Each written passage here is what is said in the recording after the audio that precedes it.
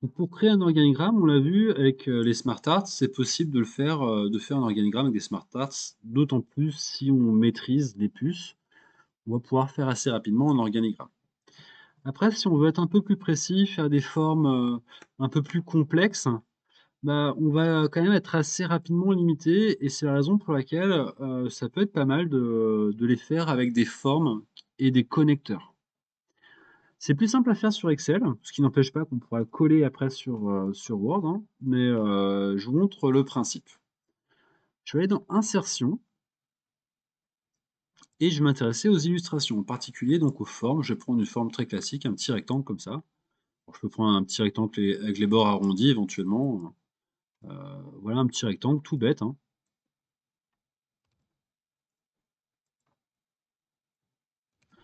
Parfait, donc dans ce petit rectangle, je vais écrire, je pourrais modifier sa couleur, hein, dans le format de la forme.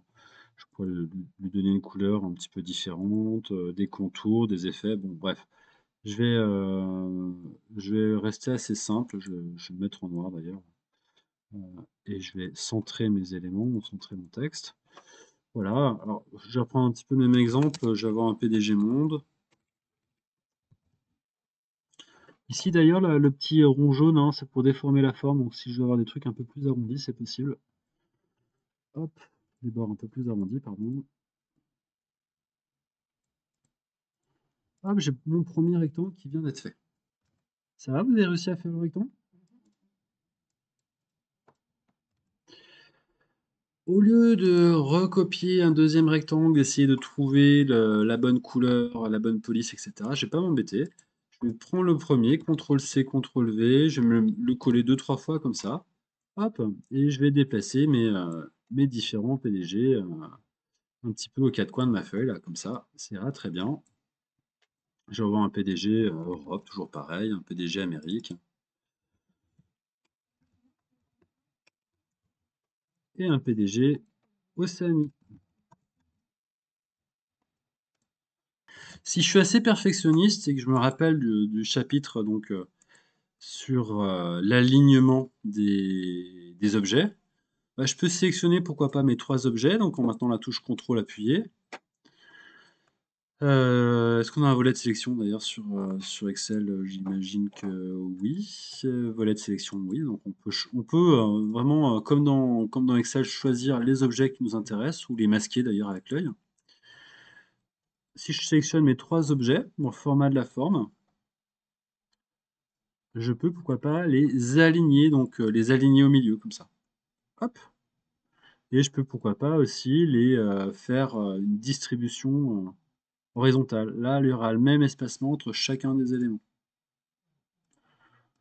Donc voilà, si on veut vraiment un truc parfait de chez parfait, on peut faire des choses comme ça. Première étape, je sélectionne, ou alors je passe par le volet de sélection pour sélectionner mes éléments. Donc je sélectionne tous mes éléments là, et je peux dans le format de la forme, je peux donc les aligner.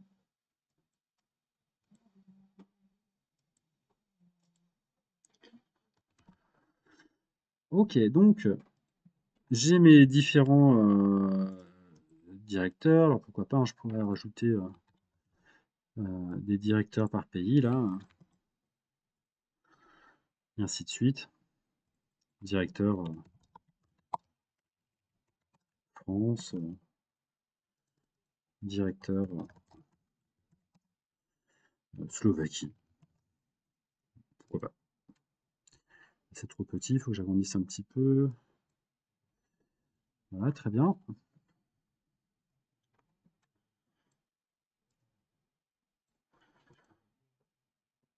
Si je veux relier tous ces éléments, donc, vous voyez les petites boules qui est en dessous là? On peut les utiliser comme connecteurs, regardez bien.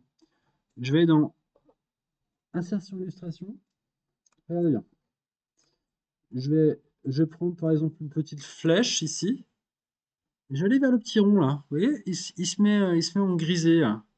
Si je fais un bouton gauche et que je joins là le PDG Europe, les deux vont être connectés. Je vais faire la même chose avec les autres. Voilà, hop, insertion, forme. Et en fait, donc, ça va connecter les éléments entre eux.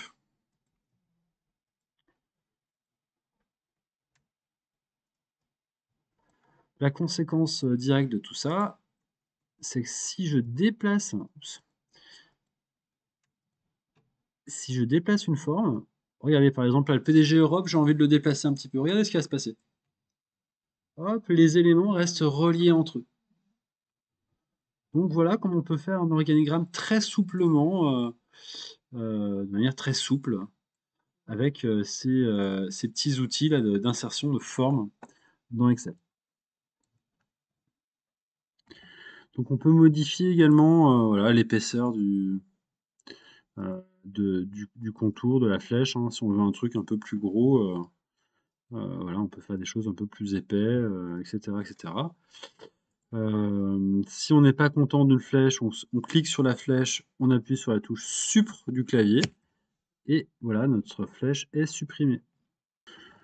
De manière assez étrange sur Word, ça marche pas exactement pareil si vous voulez refaire, exactement des organigrammes, qui ressembleraient à ça. Alors je vais créer un nouveau document Word. Si vous faites des organigrammes avec, Word, et que vous insérez, voilà, 2 carrés côte à côte,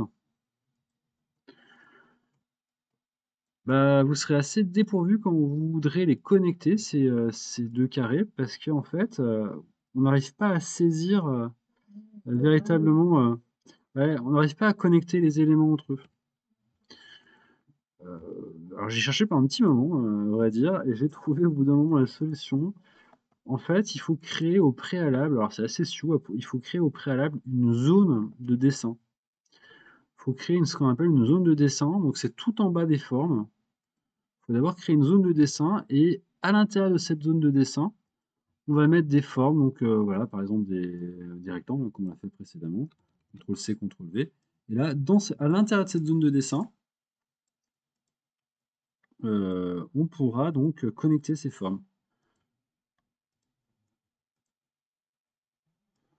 Là, je peux connecter là, mes formes entre elles. Ça y est, oups, ça n'a même pas fonctionné. Ouais, ça y est, ça a fonctionné. Il faut bien se mettre pile poil dessus. Mais si vous faites pas la zone de dessin au préalable, ça marchera pas. Bon, je trouve que c'est un petit peu bizarre comme fonctionnement, mais bon, ma foi, pourquoi pas.